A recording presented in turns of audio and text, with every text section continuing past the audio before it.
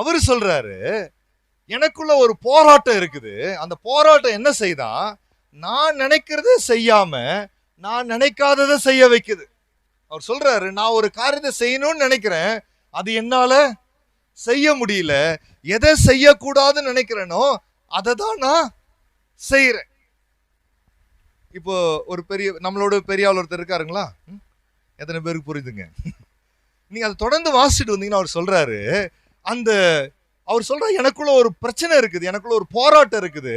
அது என்ன பண்ணுது, நான் விரும்புகிறதை நான் செய்யாமல் நான் விரும்பாததை செய்யும்படிக்கு என்னை கட்டாயப்படுத்துகிறது.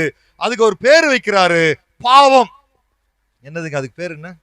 எனக்குள் பாவம் இருக்குது. பாருங்க, முதலாவது இந்த உலகம் பயப்படுகிற ஒரு காரியம், இந்த உலகத்தினுடைய பெரிய பிரச்சனை என்ன தெரியுமா? இந்த பாவம். நீங்க எத்தனை பேர் சொல்றீங்க கோவப்படுறது தப்புன்னு?